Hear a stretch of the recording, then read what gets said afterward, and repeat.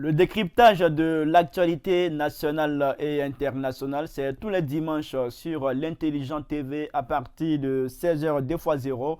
Mesdames et messieurs, bienvenue à toutes et à tous dans la revue de presse grand format. Nos invités du jour sont Tenebe Ousmane, secrétaire général de rédaction du journal L'Avenir. Bonsoir.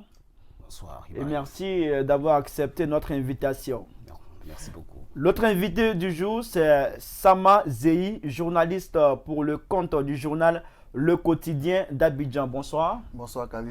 Merci à vous également d'avoir accepté notre invitation. Merci à tous les deux pour votre présence sur notre plateau pour nous aider à décrypter l'actualité nationale et internationale.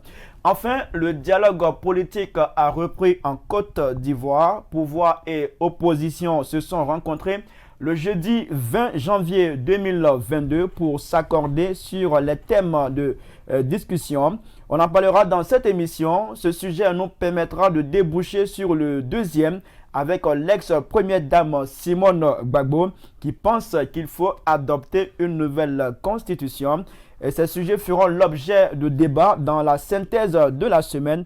Dans le rétro, on va commenter avec nos invités les propos de l'ancien président du Conseil constitutionnel ivoirien, Paul Yaoundé, sur les élections présidentielles de 2020.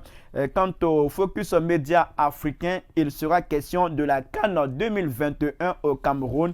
Quel bilan après le premier tour? Le premier tour de cette émission, c'est la synthèse de la semaine.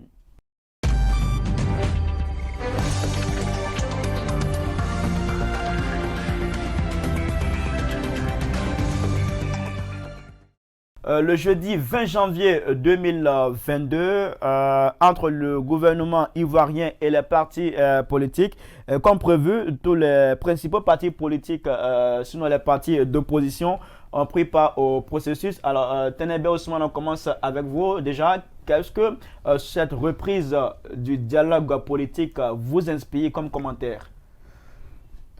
Il faut s'en féliciter parce que on a vu l'élan que le lancement de cette cinquième phase le 16 décembre a suscité chez la population.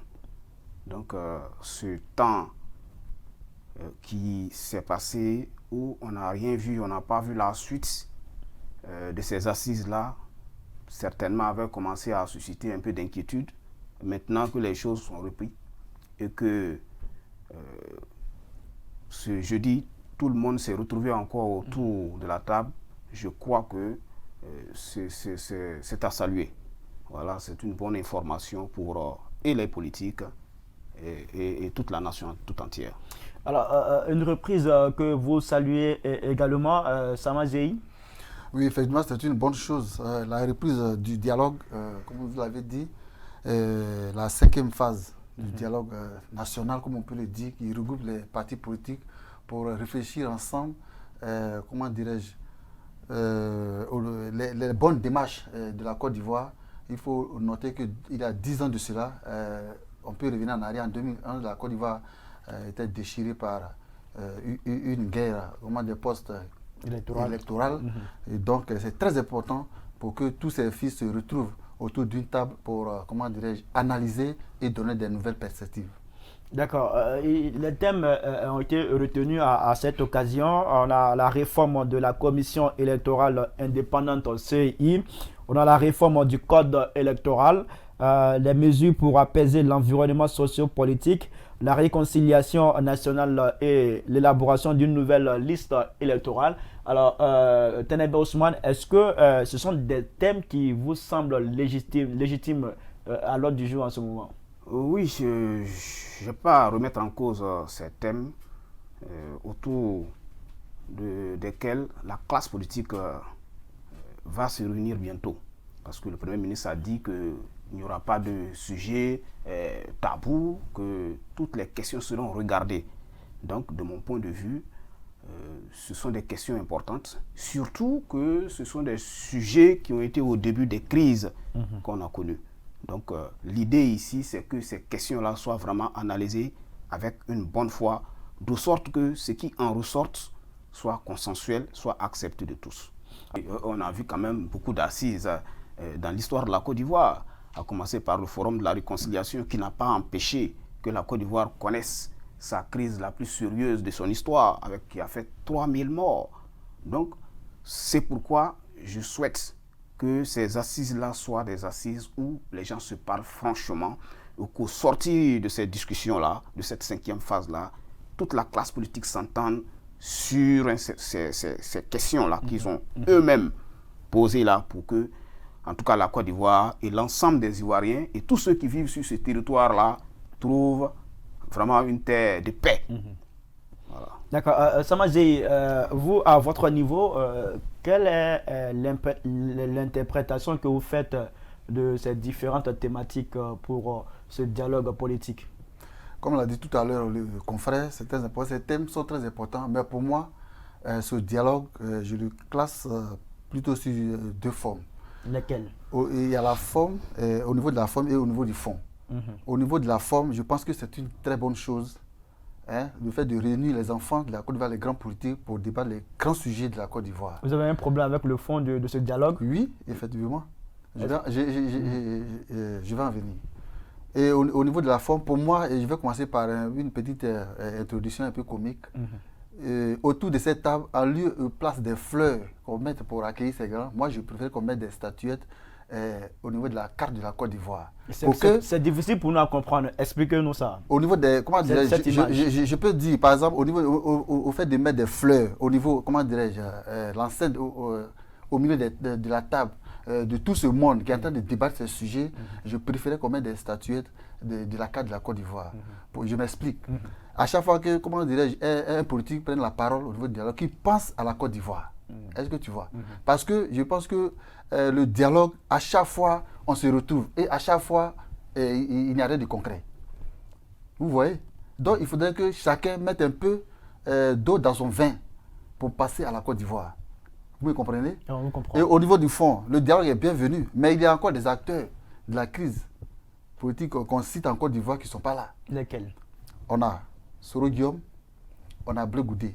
Et tout dernièrement même, il y a encore une partie de la société civile qui est en train de crier une combine pour dire qu'ils ont été exclus de la société civile. Tel que Mme Puchérik Barré, qui a été un acteur, comment dirais-je, de la désobéissance civile, qui a lancé un mot pour dire que non, nous ne sommes pas d'accord pour le 3e mandat de Ouattara. Elle a quand même porté sa voix. Vous me comprenez? Il y a encore les religieux. J'étais à une conférence de presse d'un guide religieux qui a évoqué ce problème. Pourquoi le dialogue national et nous sommes exclus? Donc il faut prendre en compte tous ces éléments, les religieux, la société civile, et aussi débattre encore le problème de retour des 2 grands. On sait combien paye Soro Guillaume en Côte d'Ivoire, on sait comment Blé Goudé a pesé en Côte d'Ivoire. Donc tous ces enfants, ils vont retourner parce que moi je pense que c'est la relève d'aujourd'hui qu'on voit. Les futurs politiques. Donc pour moi, il faut quand même mettre la vraie fondation du dialogue national, qui est d'abord le retour des îlets, mettre la société civile, les guides religieux, et autour d'une table, et discuter les problèmes réels de la Côte d'Ivoire. D'accord. Tenemé Ousmane, est-ce que vous aussi, vous avez un problème avec le fond de ce dialogue politique? Il a évoqué l'absence de Charles Blé Goudé, de Guillaume Soro. Pour lui, ces absences-là mettent un peu en mal ce dialogue politique au niveau du fond. Je pense que, tout en respectant son point de vue sur cette question, mais je pense que le fait déjà que les 3 grands, j'ai vu parler du président Henri Konan Bédié, le président Ouattara et le président Gbagbo. En tout cas, personne ne peut nier que ce sont les 3 têtes fortes de l'histoire politique de la Côte d'Ivoire ces 30 dernières années. Que dès lors où tous ceux-là sont autour de la table, c'est un bout qui est saisi. Le reste n'est pas exclu. Et si les gens arrivent à discuter, comme je l'ai dit au départ, sérieusement sur toutes les questions, tous ceux qui estiment être exclus ou tous ceux qui sont exclus, forcément trouveront pour leur compte. Est-ce que vous ne pensez pas que Guillaume Soro, Blé Goudé sont exclus de ce dialogue comme ils le pensent? Ils ne sont pas sur le terrain. Et puis, en tout cas, de mon point de vue, donc ils sont exclus. Que ce soit, je ne veux pas parler d'exclusion. Mais le dialogue, il vous semble inclusif, ce dialogue-là? Vous savez, on ne peut pas réussir à obtenir le consensus tout de suite. Mais vous allez voir que tous ceux que vous citez là, autour de la table, il y a des gens qui portent leur voix. Ils ont un certain nombre de récriminations, ils ont un certain nombre de propositions qu'ils ont ressassées depuis un certain temps, qui se retrouvent dans les propositions qui sont faites. Laisse-moi te dire que tout ce qui est, vous avez égrené là, ce n'est pas tout. Il y a beaucoup d'autres choses qui sont sur la table de discussion. Libération des prisonniers, retour des exilés. Et pour l'instant, ce sont toutes ces questions qui ont été retenues. Oui, toutes ces questions pourront, si le dialogue se fait de façon très franche, aboutir à des résultats probants. Donc, je pense... La franchise de ce dialogue, est-ce que déjà elle n'est pas mise en mal avec l'absence de ces politiques qui ont été cités, Guillaume Soro, Charles Blé Goudé? Mise en mal, il faut commencer les discussions.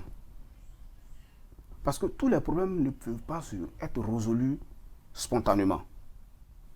Je ne sais pas si vous me comprenez. Même Simon Gbagbo, qui est une tête forte, aujourd'hui n'est pas autour de la table. Oui, on en viendra. Voilà, pour dire qu'on ne peut pas commencer tout de suite avec tout le monde parce que chacun a sa spécificité. Et tous ceux qui sont ici en Côte d'Ivoire, je vais parler de mon point de vue, dès lors où Laurent Gbagbo, Henri Konan Bédié et le président Ouattara ont leur système autour de la table, toutes ces questions pourront à l'avenir trouver des solutions. Et pour ce qui concerne Charles Blé Goudé, Guillaume Soro et autres, c'est vrai, on peut dire que c'est plus ou moins la relève, mais n'oublions pas qu'ils sont ramifiés à ceux que je viens de citer. Quoi qu'on dise, quelles que soient les dissensions entre la profondeur des dissensions entre le président Ouattara et Guillaume Soro, vous ne pouvez pas remettre en doute qu'ils ont cheminé ensemble. Ils ont cheminé, c'est la même chose. C'est la même chose. C'est la même chose. C'est la même chose. Le même chemin. Voilà, c'est la même chose pour Charles Blé Goudé qui a fait ces choses sous l'escarcelle de Gbagbo Laurent, qui aujourd'hui revendique aussi sa place autour du dialogue. Mais je pense qu'il faut aller à ce dialogue et demander à la classe politique, qui me paraît représentative, aller discuter très sincèrement. Et toutes ces autres questions que je ne néglige pas trouveront certainement des solutions. Avec le temps. Pour vous, il faut commencer avec ceux qui sont là. Il faut commencer avec ceux qui sont là. Pourra, vous partagez cela? Au fait, il faut commencer et puis après... Il faut commencer, mais il faut commencer de la bonne manière. Il faut commencer avec une fondation très solide. C'est comme ça, moi, je vois les choses. Parce que tous ces points qu'ils ont évoqués au cours de leur rencontre, ces points sont déjà là. Tous les Ivoiriens connaissent ces points. Il faut modifier la Constitution, il faut revoir les membres du Conseil constitutionnel. Mais le point clé aujourd'hui en Côte d'Ivoire, c'est la réconciliation nationale, il faut le dire. C'est la réconciliation nationale. La réconciliation, parce que comme l'a dit mon frère, comment dire, Blé Goudé, qui est sous les ailes de Laurent Gbagbo, Soro Guillaume, qui a été un beau petit de Ouattara. Mais aujourd'hui, ils sont en discorde.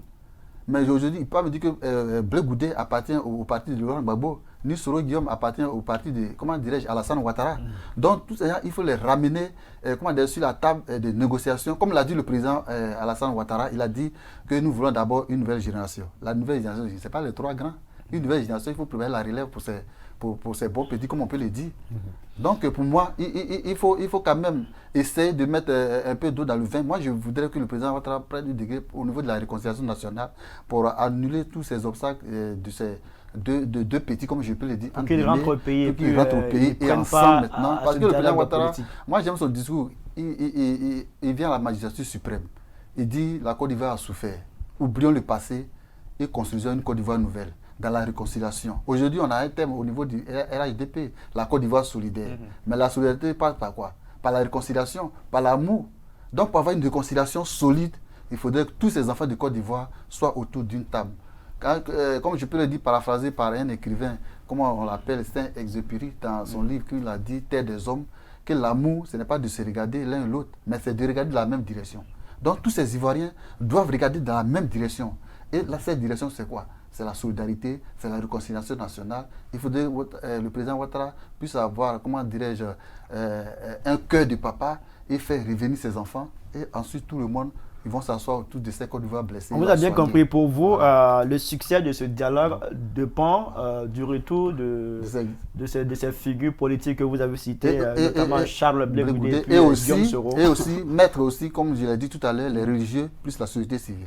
D'accord, c'est bien compris. Alors, monsieur, comme on peut le voir, les thèmes sont beaucoup plus portés sur l'organisation des futures élections en Côte d'Ivoire. On a donc l'impression qu'en Côte d'Ivoire, le problème est toujours lié aux élections. Oui, quelqu'un l'a dit. L'Afrique en général, ce sont des questions d'élections qui conduisent à tous les drames qu'on a connus. Donc, c'est central. Pourtant, ce sont des choses qui se passent sous d'autres cieux comme des banalités. Mais chez nous, tout ce qui renferme, tout ce qui concerne élections, même les petites élections locales et autres qu'on voit, il y a souvent des morts. Comment on peut expliquer cela? Oui, c'est pourquoi je parle de sincérité dans le dialogue. Il faut que les gens s'asseyent pour faire un diagnostic, un travail, un diagnostic clair et ressortir des choses sur lesquelles ils vont accepter de marcher. Les grands pays qu'on envie aujourd'hui gagnent leur force par leur attachement aux décisions qu'ils ont prises. Mais quand on va prendre des décisions et dès qu'on sort, on vient dire autre chose, vous voyez, et c'est à ce scénario qu'on a assisté depuis plus de 30 ans, depuis après. Juste après la mort du président Houphouët-Boigny, on a assisté à ces détournements, ce non-respect d'engagement pris, et voilà là où ça nous a amené. C'est pourquoi, et moi, personnellement, je tiens à ce que ce dialogue-là, qui certes peut avoir des choses pas parfaites, mais il faut que les gens autour de la table regardent le pays et prennent des décisions qui renforcent la cohésion. De mon point de vue, c'est possible si Gbagbo Laurent, si Alassane Ouattara, si le président Henri Konan Bédié, tous ces trois réunis autour du président de la République, acceptent de conduire cette dynamique de rassembler les Ivoiriens, ça va passer comme une lettre à la poste. Mais s'ils ne s'entendent pas, si ça continue, je suis, pour ne pas dire choses pessimistes, mais vraiment, on va se retrouver dans des situations plus compliquées. Il faut que ces trois grands acceptent de se parler franchement et de prendre des décisions qui véritablement mettent les Ivoiriens ensemble. Ils en ont la capacité et j'en suis convaincu. Alors, Samansé, vous allez réagir sur la question qu'on lui a posée, les problèmes, sinon le problème véritable avec, au regard de cette thématique-là, en Côte d'Ivoire ici, ce sont les élections. Vous, à votre niveau, comment vous pouvez nous expliquer cela? Comme l'a dit mon confrère, les problèmes des élections, c'est partout en Afrique.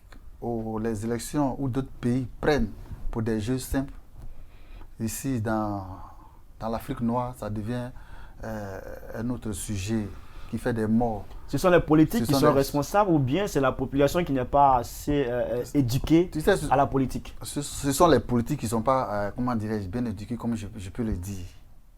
Parce qu'ils n'ont pas véritablement, moi je peux dire entre guillemets, ils n'ont pas véritablement l'amour du pays. Parce que s'ils avaient l'amour du pays, les gars allaient te dire, une élection c'est un jeu simple. On peut s'asseoir et avoir les règles et on va à une élection et on peut s'en sortir sans victime. Mais aujourd'hui, chacun cherche son gagne-pain, comme on le dit. Tu vois? Donc pour moi, en Afrique, les élections, vraiment, c'est loin d'être comprises, c'est loin d'être des jeux simples. Parce que, sérieusement, comme l'a dit tout à l'heure mon confrère, il faudrait que les gens puissent s'asseoir. Parce que la 5e phase du dialogue, nous sommes à la 5e phase. Oui, la 5e. 5e. Et les journalistes ont été obligés de rembourser chemin parce que ce dialogue a eu lieu dans un huis clos. Mais dans le couloir de ceux qui ont participé, on nous fait savoir qu'il y a eu 85 points qui ont été déposés quand même. 5 points. Quand ils vont analyser tous ces 85 points, nous sommes à 3 ans des élections présidentielles. Est-ce qu'ils vont finir pour s'attendre et arriver aux élections, ils diront que non, nous sommes déjà dans une année électorale, il faudrait que les élections puissent avoir le coûte-écoute. Mais là, c'est un problème. Qu'est-ce que vous voulez nous faire comprendre là? Est-ce que c'est le gouvernement qui manque de sincérité dans la conduite de ce dialogue politique, comme l'avait signifié à un moment le PPACI et le PDCI de Henri Konan-Bédié?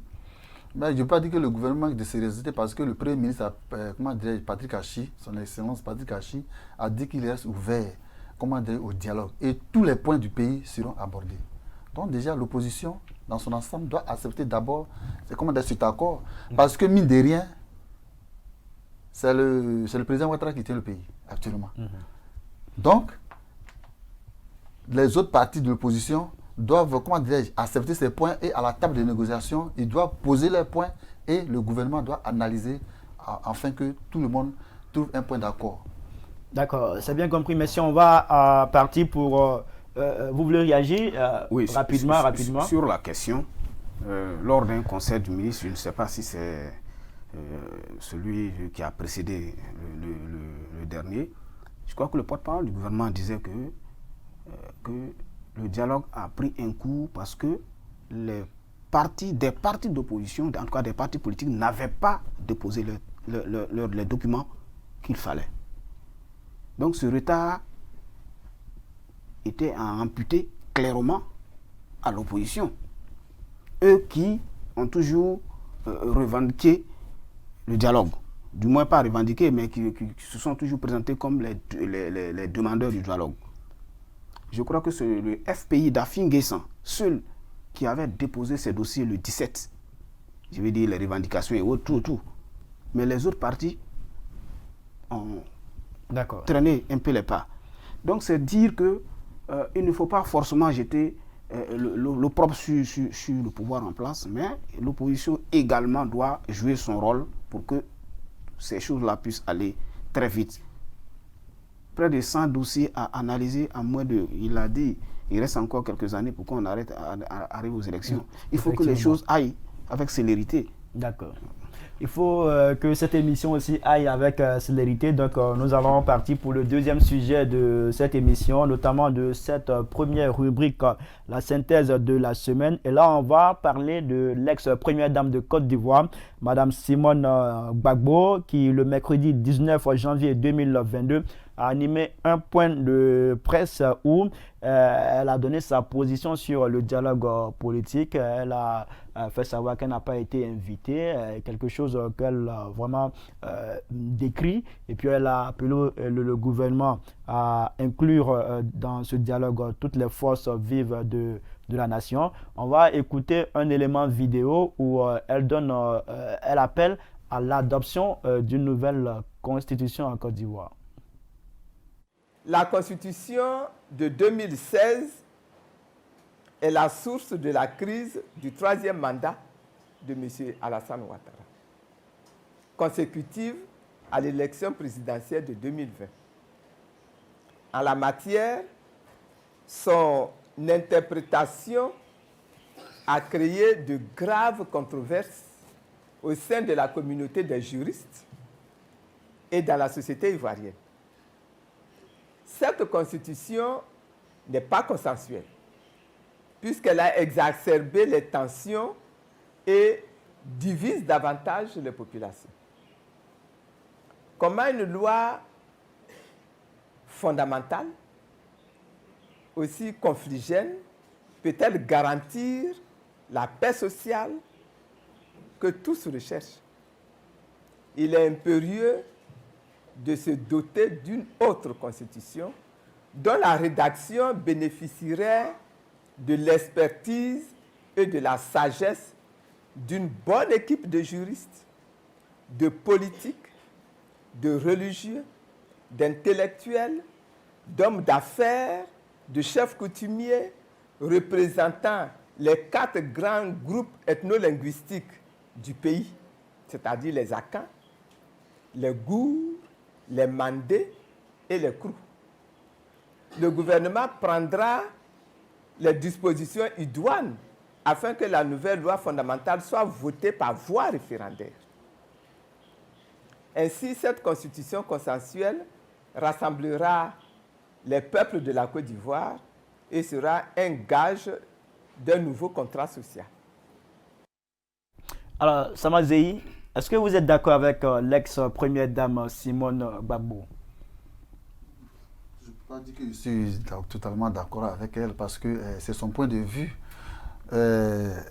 Madame Simone Gbagbo, elle était au FPI. Et maintenant, le FPI, comme nous tous on le connaît, est à partir maintenant à Finguessan. Et le père fondateur maintenant a créé un nouveau parti, le PPACI. Elle n'a plus de pouvoir, elle n'a plus de parti. Bon, on ne sait pas si elle est avec Afin-Guessan, mais à notre connaissance, elle arrive un peu parce qu'elle ne suit plus l'idéologie d'Afin-Guessan.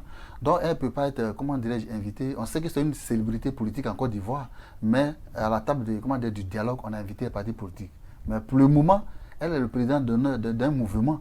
Donc elle ne peut pas être, comment dirais-je, à une table de négociation. Concernant la Constitution, cette Constitution, depuis 2016, lorsqu'elle a été modifiée, il y a eu des campagnes à travers toute la Côte d'Ivoire.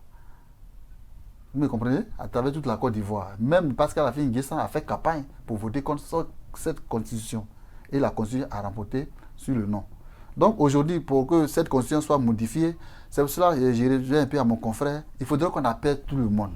Ils peuvent s'asseoir pour dire que non, la Constitution que nous avons votée, il y a une partie des Ivoiriens qui contestent cette Constitution. Qu'est-ce que nous allons faire? Il faut élaborer une autre Constitution, il faut l'amender, il faut essayer de voir. Sinon, directement, elle ne peut pas se lever pour dire que cette Constitution, elle est à la base de tout ce qui arrive en Côte d'Ivoire. Donc, pour moi, c'est son point de vue de modifier cette Constitution, mais il faut aller pas à pas. Parce qu'il y a déjà des points sur la table de négociation, plus à la table du dialogue. Et encore ramener un point clé pour dire que c'est cette Constitution qui est à la base de la fissure en Côte d'Ivoire. Cette Constitution qui est à la base, elle a été violée par le président. Aujourd'hui, nous sommes en quelle année? Nous sommes en 2022. Cette Constitution a été votée en 2016. Donc vous voyez un peu. D'accord, voilà. C'est bien compris. Ténébé Ousmane, qu'est-ce que vous avez à dire pour réagir à ces propos de Mme Simone Gbagbo qui est pour, sinon favorable à l'adoption d'une nouvelle constitution? Oui, les arguments qu'elle avance pour justifier ce point de vue, c'est que cette constitution en vigueur, celle de 2016, n'est pas... Elle est confligène, elle n'est pas consensuelle. Vous le pensez vraiment? Sur le caractère consensuel, je crois que le débat ne sera jamais fermé.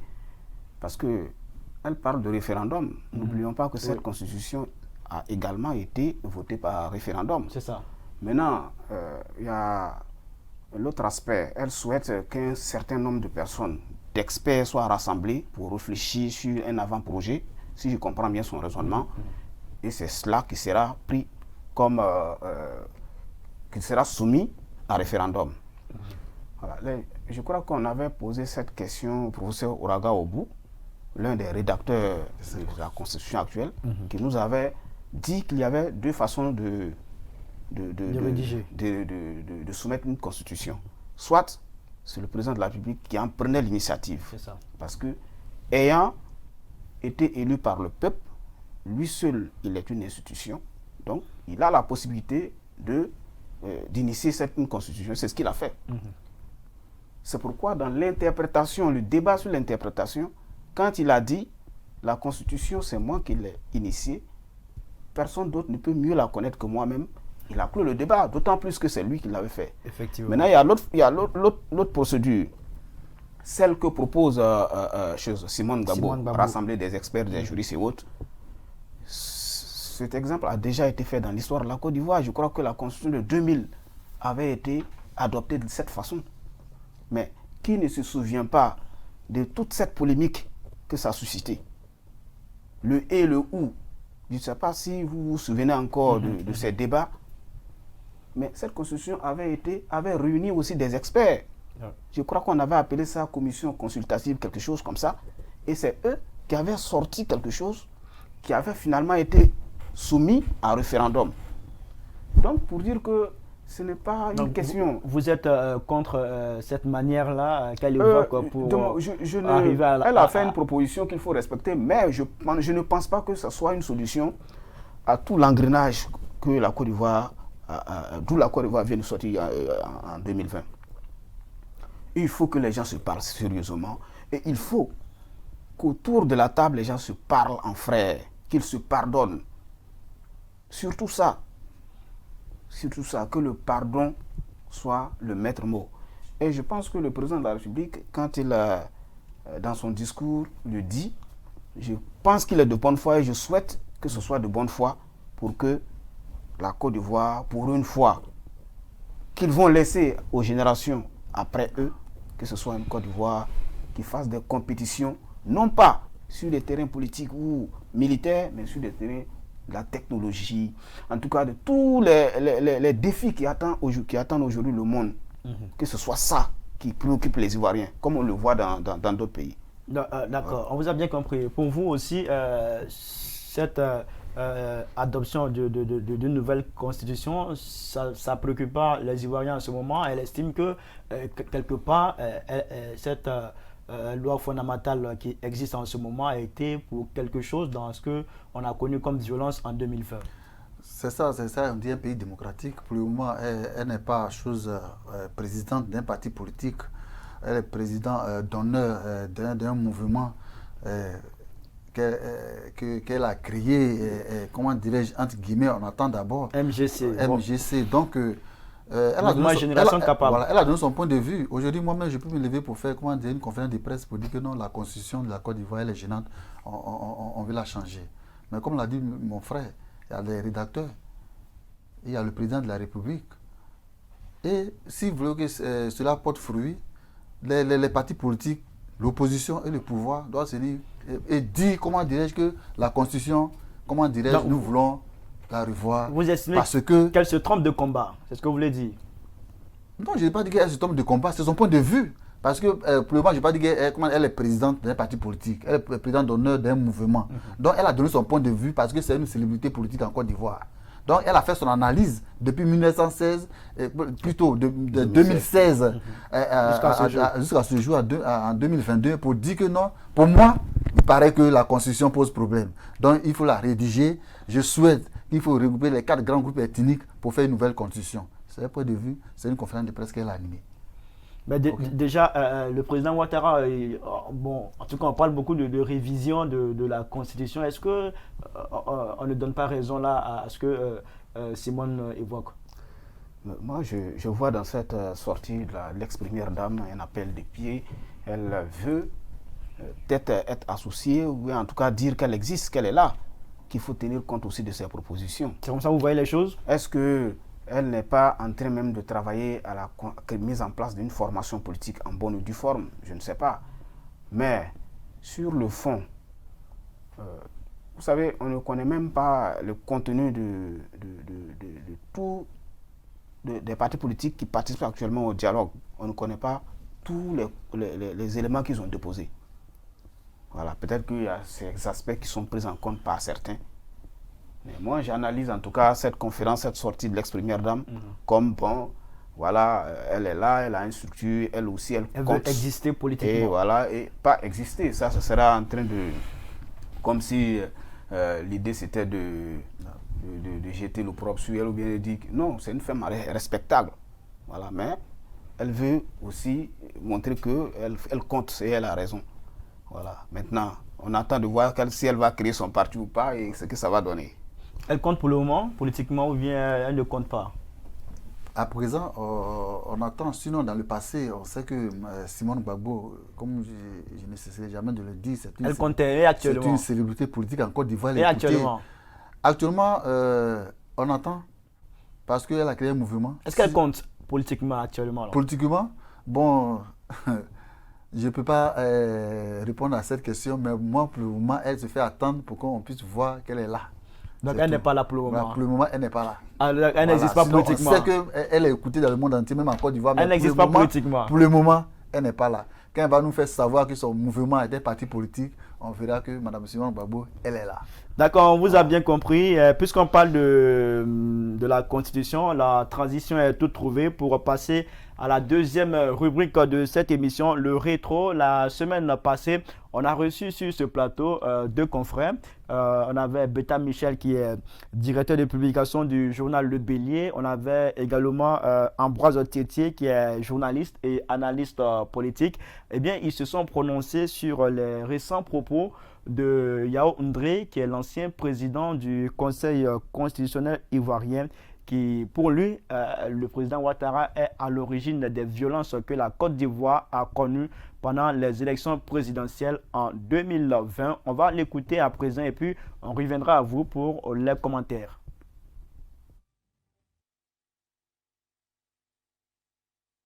Yao Ndré, en tant que constitutionnaliste, a sûrement bien analysé notre constitution pour comprendre, comme l'avait dit déjà le ministre de la Justice, que Alassane Ouattara ne pouvait pas être candidat en 2020 au regard de cette constitution. Donc moi, je crois que c'est l'éclairage d'un connaisseur, d'un sachant qui vient encore nous attester de ce que nous avons toujours soutenu, qu'Alassane a violé la constitution en se présentant encore à un troisième mandat anticonstitutionnel. Le président Alassane Ouattara n'a pas violé la Constitution. Puisqu'on se rappelle tous, quand il battait campagne, quand on a dit qu'une nouvelle Constitution entraînait de facto une nouvelle République. Et de ce fait, les compteurs étaient remis à zéro. C'est un combat politique. Quand il dit que, d'abord, comment il s'appelle, le procureur n'avait pas à poursuivre l'opposition, et deux, que Ouattara a violé la Constitution, qu'il doit faire la prison. Mais je trouve que c'est politique. Ça n'a rien d'illégal. Oui, c'est politique. Alors, Ambroise, que dis-je? Je voulais plutôt dire Tenebe Ousmane. Là, c'est Ambroise Tétier qu'on était en train d'écouter, qui était l'un de nos invités la semaine passée. Alors, Tenebe Ousmane, on a écouté Beta Michel, Ambroise Tétier. On parle quelque part d'analyse objective de la part de Yao Ndré. Quelque part d'autre, on parle de combat politique. C'est quoi votre position? Sur la question, je pense que Yao Ndré est mal placé pour se prononcer sur cette affaire. Parce que Yao Ndré, c'est toute une histoire. Voilà, et je crois que l'histoire liée à Yao Ndré a été plus meurtrière. Et dans les annales, elle est retenue, la crise post-électorale de 2010-2011, comme la crise qui a tué le plus de personnes en Côte d'Ivoire. Avec 3000 morts. Quand on a joué un rôle.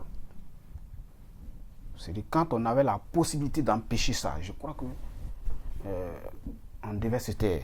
Surtout quand on a concédé après, quand on a fait amende honorable après le drame. N'oublions pas que Yao Ndré a reconnu son tort. Quand il a légitimé le président élu Alassane Ouattara. Parce que c'est devant lui qu'il a fait une note pour la prestation du serment du président de la République. Et puis, n'oublions pas que dans son discours, il a dit qu'il était possédé par le diable. Nous avons tous été possédés par le diable. Donc, quand on a toute cette histoire-là, on doit se taire. Avec tout le respect que je lui dois, malheureusement, c'est les hommes de droit qui nous causent ce genre de situation. Voilà, je ne veux pas rentrer dans la polémique, mais je pense que Yao Ndré lui-même, il devait se taire. Il devait rester dans l'ombre. D'accord, voilà. C'est bien compris. Samazei, est-ce que vous pensez la même chose? Yao Ndré, est-ce qu'il devait se taire? Est-ce qu'il n'était pas bien placé pour énoncer ce genre de propos? Oui, Kali, excusez-moi, si je suis sur le plateau, ce débat aujourd'hui, c'était un débat dans un esprit de réconciliation nationale. Il y a des sujets à débattre. Si c'est un autre sujet, je peux être, comment dirais-je, en discret avec, comment dirais-je, mon confrère. Mais le problème de Yao Paul Ndré, il devait se taire. Je suis dans un journal d'opposition. Donc, toi, peut-être, tu penses que j'allais avancer des arguments pour contrarier mon frère. Non, pas cela. Quand il y a des arguments pour aller contre lui, je vais le dire. Mais Yao Paul Ndré devait se taire. Il avait la possibilité d'annuler les résultats aux yeux du monde entier pour dire que l'élection en Côte d'Ivoire de 2010 a été truquée donc j'annule, on va reprendre les élections. Il avait la possibilité. Mais il est venu à la télévision. Il ne l'a pas fait. C'est ce qui vous pousse aujourd'hui à dire qu'il devait se taire. Il devait se taire parce qu'il a rayé des résultats du grand stand. Vous avez une dent contre lui apparemment. Non, je n'ai pas une dent contre lui, mais il faut dire la vérité. Et il est arrivé, et la crise, il allait se réfugier au Ghana. Et du coup, il apparaît. Et il fait un discours devant la nation pour dire que non, j'ai été possédé par le diable. Mais par exemple, quand nous partons à l'église, quand tu dis à Dieu, pardonne-moi, mais j'ai été possédé par le diable, c'est que tu as fait une faute grave. Tu me comprends, Kali? Oui, on vous écoute. Et lors de, comment dirais-je, ici au stade municipal, il prend le micro pour dire, il revient sur face pour se faire voir. Moi, entre guillemets, c'est pour se faire voir. Tu vois? Et c'est ce problème aujourd'hui qui a fait Mais il ne faut pas que les gars vont s'amuser avec la Côte d'Ivoire. Il ne faut pas que les gars vont s'amuser avec la Côte d'Ivoire. On a besoin de paix, de réconciliation nationale. Les Ivoiriens sont fatigués de tout. Et même quand il dit que au lieu de poursuivre les gens de l'opposition, il faut plutôt poursuivre le président qui, selon lui, aurait violé la Constitution. Mais lui-même, c'est un professionnel du droit. C'est un professionnel du droit. Le cas de Yao Paul-Ndré, sérieusement, c'est un débat, mais je ne voulais pas me prononcer dessus. Parce que Yao Paul-Ndré, il devait se taire. Parce que c'est un grand professionnel du droit. Il a investi 2 présidents d'abord. Sa constitution doit... D'accord, si on vous comprend bien... Donc ses propos sont très malvenus et même mal à la cohésion sociale, à la réconciliation nationale. Alors si on vous comprend bien, le fait qu'ils disent qu'il faut plutôt poursuivre le président pour avoir violé la Constitution, vous légitimez les propos de Adou Richard qui a indiqué que certains leaders de l'opposition pourraient se retrouver en prison. Non, moi je ne peux pas souhaiter la prison à quelqu'un. Je ne peux pas souhaiter la prison à quelqu'un. Ce sont les hommes de droit. S'ils voient que la cohésion sociale est cochée par certaines personnalités qui devaient se taire, il a pleinement le droit d'évoquer toutes ces paroles. Mais pour moi, ce que je veux te dire sur ce plateau, Yao Paul-Ndré a sorti même mal la cohésion sociale. Voilà. D'accord. Vous pensez tous les deux qu'il était mal placé pour agir? Oui, allez-y. Sur la question de la sortie du procureur, oui, qui évoque la possibilité de poursuite des leaders de l'opposition et une sortie qui intervient dans un contexte de dialogue politique. Il a dit que sa sortie n'avait pas de lien avec le dialogue politique. L'opposition a pensé le contraire. L'opposition a pensé le contraire. Mais, c'est vrai que je ne suis pas juriste, mais je pense qu'il y a certaines décisions pour les prendre, il faut que des procédures soient faites. Pour amnistier ou, par exemple, pour libérer, gracier Simone Gbagbo, il a fallu qu'elle soit condamnée d'abord. Hein? Donc, de mon point de vue, peut-être que certaines de ces procédures peuvent aller à leur terme et puis le président de la République a la possibilité, si il s'inscrit dans la dynamique de réconciliation, prendre ces décisions pour libérer ceux qui sont peut-être en prison. C'est possible. Voilà. Donc, je ne souhaite pas que... il faut que les gens le prennent au mot et qu'ils fassent le dialogue politique sans forcément avoir à l'esprit toutes ces choses qui se trament de droite à gauche en ce qui concerne les poursuites judiciaires. D'accord, c'est compris. On va avancer dans cette émission et là, on va s'intéresser à la dernière partie, le focus média africain. Et là, on va parler de l'actualité footballistique. On parle de Cannes, la Coupe d'Afrique des Nations 2021, la 33e édition. Avant d'en parler, on va laisser l'équipe technique nous passer cet élément.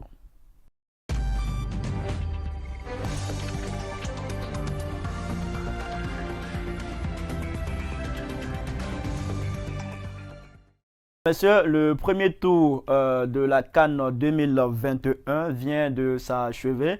On connaît désormais les équipes qui vont prendre part au 8e de finale. Parmi ces équipes, il y a bien sûr la Côte d'Ivoire qui s'est brillamment qualifiée face à l'Algérie, 3-1. On a au total 14 équipes. Comment vous avez trouvé le premier tour, Ténébé? Oui, les éléphants ont habitué les Ivoiriens à ce type de suspense. Et je pense que ce premier tour s'est bien terminé. Et Ça a même donné plus d'espoir aux Ivoiriens. Vous voyez, ils ont commencé un peu difficilement avec un match où on les a vus souffrir au début.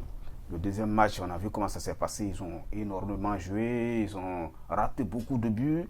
Et finalement, c'était 2-2 avec la Sierra Leone. D'une façon générale, dans la compétition, comment vous l'avez trouvé ce premier tour? Est-ce que le niveau, ça a été, c'est ce à quoi vous attendiez? Oui, le dernier match, moi, m'a rassuré. Le dernier match m'a rassuré. Non, on ne parle pas des élèves, on parle de la compétition. Oui, bon, je pense que le niveau, de façon générale, techniquement, oui, c'est du spectacle qu'on attend.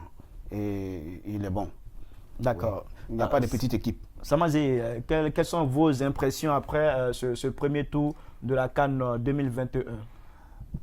C'est une très bonne CAN qui a été organisée. D'abord, il faut féliciter le Cameroun parce qu'on a eu trop de bruit autour de cette CAN qui devait être remportée et qui devait plutôt être reportée.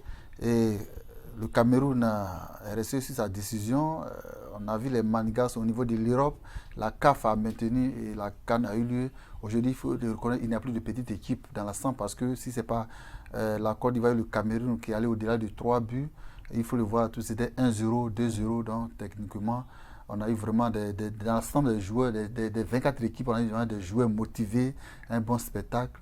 Mais pour moi, j'ai remarqué aussi qu'il y a eu un peu d'égoïsme au niveau des attaquants parce que chacun voulait marquer pour être, comment dirais-je, leader dans son équipe, pour se faire voir. Sinon, normalement, s'il y avait vraiment l'esprit de collectivité entre ces attaquants, vraiment, on aurait beaucoup de buts. Souvent, c'est ce que j'ai remarqué, mais vraiment, je félicite les 24 nations pour dire qu'il n'y a plus de petites équipes. Est-ce qu'il y a des équipes particulières qui vous ont impressionné? Il y a quand même des équipes, il faut voir le Cameroun qui a organisé, veut monter les coups que la coupe reste au Cameroun.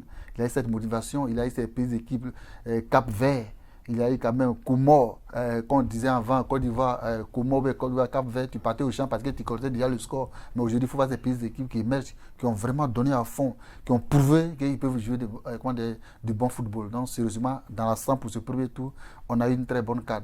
Et c'est la Covid qui a quand même écoché un peu le spectacle, sinon on aurait quand même beaucoup de supporters dans les tribunes. Donc, pour cela, je n'en veux pas le pays organisateur, mais quand même, il y a eu un très bon football. Alors, vous n'en voulez pas au Cameroun qui organise cette compétition, mais au niveau de la pelouse, beaucoup en veulent au Cameroun.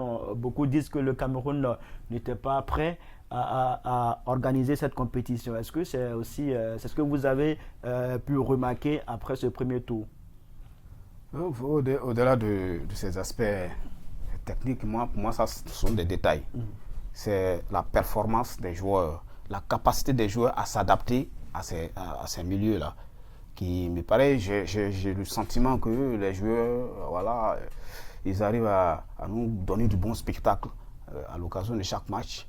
Donc, je pense que, oui, on peut reprocher ceci, mais en termes de spectacle, je crois que... Il y a presque tout le monde qui en parle. Au niveau des infrastructures, comme tu le dis, la plus belle fille, comme on le dit dans le jargon, rien ne peut donner ce qu'elle a. Le Cameroun a fait un effort. Quand je vois, vous voulez parler du gazon, parce que dans le coulisses, on nous a dit qu'on a peint le gazon, mais il faut oublier que nous sommes en saison sèche. Et ce n'est pas du gazon synthétique. Donc, quand le soleil frappe, mais ça va chercher on est en saison sèche, il faut s'adapter. Il faut adapter la pelouse à la saison. Mais puisque ce n'est pas du synthétique. Donc, bon, on ne peut pas mettre, comme il y a le soleil qui frappe, ça devient jaune. On va mettre du gazon jaune. Mais c'est le gazon, mais il y a eu l'effet du climat. Mais le Cameroun, quand même, il faut reconnaître que le Cameroun a grouillé, comme on le dit, entre guillemets, pour organiser cette CAN. Sinon, à 2 reprises, cette CAN serait plutôt reportée. Mais le Cameroun, la CAN a eu lieu. Donc, il faut féliciter d'abord le Cameroun, il faut féliciter l'Afrique parce que cette fois-ci, l'Afrique a pris une décision contraire à, comment dirais-je, du football occidental. Donc, pour moi, ça a été, une félicitation de la CAN et aussi la performance des joueurs. Il faut saluer parce qu'on a eu un bon spectacle. Alors, le 8e de finale commence ce dimanche même. On aura Gabon, Burkina Faso, Nigeria, Tunisie, Sénégal, Cap-Vert, Mali, Guinée équatoriale, Guinée-Conakry, Gambie, Cameroun, Comores, Côte d'Ivoire, Égypte. Ce match est prévu pour le mercredi 26 janvier 2022. Vous aurez l'occasion de suivre l'analyse d'avant-match Côte d'Ivoire-Algérie sur les antennes de l'Intelligent TV dans notre émission L'Intellican avec nos invités. Alors, Tenebe Ousmane, comment vous voyez ces huitièmes de finale? Oui, je le disais, on y entre avec espoir. Et les éléphants nous ont agréablement surpris. Surtout avec le dernier match. On a vu comment ils ont construit le match et comment ils ont été combatifs. C'est vrai que l'Égypte, c'est une équipe dont on a une histoire, mais je pense que il n'y a pas de petite équipe, c'est vrai, mais il n'y a pas aussi de grande équipe. Donc la Côte d'Ivoire va pas nous décevoir. En tout cas, le spectacle qu'on a vu là, c'est rassurant. Alors, Samazi, comment vous envisagez la suite de cette compétition dans son ensemble? Dans son ensemble, les huitièmes de finale promettent vraiment des matchs de feu, comme on peut le dire. C'est sûrement parce que là, dès que tu es éliminé, tu prends carrément l'avion. Donc, ça sera vraiment de très beaux matchs. Au niveau du match Côte d'Ivoire-Égypte, vu les chiffres entre Côte d'Ivoire et l'Égypte, il n'y a pas de match parce que l'Égypte a rapporté ce trophée 7 fois, la Côte d'Ivoire 2 fois, parce que c'est l'Égypte qui a ouvert le bal en 1957 au Soudan, en battant le Soudan 4-0. Donc si on voit ces performances, normalement, il n'y a pas de mal. Mais comme l'a dit mon confrère, aujourd'hui, à l'heure actuelle, toutes les équipes se valent. Et pour moi, c'est sûrement, je n'ai pas peur parce que le match que nous avons vu hier contre l'Algérie, la Côte d'Ivoire n'était pas obligée de mouiller le maillot. Mais puisque sa population était un peu dessus d'elle, il fallait prouver qu'il avait du jeu en eux. Donc s'ils ont gardé le même cap contre l'Égypte, je pense que la Côte d'Ivoire va... Sinon, dans l'ensemble, dans les huitièmes de finale, moi, seulement j'ai peur de deux équipes. Vous pensez que la Côte d'Ivoire va... Non, c'est seulement j'ai peur de deux équipes dans cette huitième de finale. Il y a le Nigeria et le Cameroun. Voilà, parce que sérieusement, il faut le dire, le Nigeria n'est pas venu s'amuser, comme on le dit. Est-ce que vous pensez que la Côte d'Ivoire peut remporter, sinon va remporter cette CAN? Non, la Côte d'Ivoire, je ne peux pas aller déjà pour, comment dirais-je, faire la Pâque avant le carême, comme on le dit. Mais pour moi, si les enfants ont le même esprit, on peut avoir un bon fruit parce que c'est sûrement, ils ont sûrement émerveillé le peuple de Côte d'Ivoire. L'Algérie, comment dire, sur les 6 confrontations, la Côte d'Ivoire en a rapporté 3, l'Algérie 2, et il y a un match nul. Donc si on a gardé le même cap contre l'Égypte, je pense que... On a vu le jeu de l'Égypte, hein, il n'était pas, comment dirais-je, trop ça, avec l'international Salah, que tout le monde comptait sur eux pour faire quelque chose. Il n'y a pas eu vraiment de grandes choses. Mais au niveau de la Côte d'Ivoire, nous avons quand même des individualités très importantes. On a Za, on a Pépé, on a Mas Gradel. En tout cas, vraiment, s'ils se mettent à fond, comme on le dit, il n'y a pas match. Sérieusement, il faut le dire. La Côte d'Ivoire va remporter? On ne peut pas pronostiquer tout de suite, mais on peut espérer. Hein, c'est une équipe qui nous montre une évolution crescendo. Voilà. Et quand on a ce rythme-là, on va loin. Voilà, il y en a qui ont commencé à courir vite, qui tombent. C'est ça. Mais ce qu'ils nous montrent là, hein, et puis surtout le dernier match, le jeu collectif qu'on a constaté est rassurant et je pense qu'ils iront loin. Alors, il y a aussi notre réalisateur, lui, il est camerounais. Ah bon? Oui, et donc il est confiant que le Cameroun va remporter cette CAN. Ariel Tukwam, on le verra au soir du 6 février. D'abord, il y a le match contre Comores qu'il faut gagner avant d'espérer remporter cette compétition. En tout cas, les éléphants sont sur le chemin des lions. Qui ne sont pas quand même difficiles à dompter, je veux dire. Bon, c'est juste lui faire un coucou. D'accord, merci en tout cas, messieurs, d'avoir accepté de venir décrypter l'actualité avec nous. En tout cas, on vous dit merci. Tenebe Ousmane, vous êtes le secrétaire général de rédaction du journal L'Avenir, et puis Samazi, Merci, je voudrais en profiter pour souhaiter mes meilleurs vœux à la Côte d'Ivoire Oui. et à vous aussi, Intelligent TV. Vraiment que Dieu vous accompagne Amen. dans cette lancée. C'est la même confraternité, c'est pas facile, mais on fait avec. Merci beaucoup, Samazei, journaliste à Le Quotidien d'Abidjan. C'est la fin de cette émission. Merci à toutes et à tous de l'avoir suivi et puis très bonne suite de nos programmes. Je vous aime plus que moi-même, mais moins que Dieu. À très bientôt.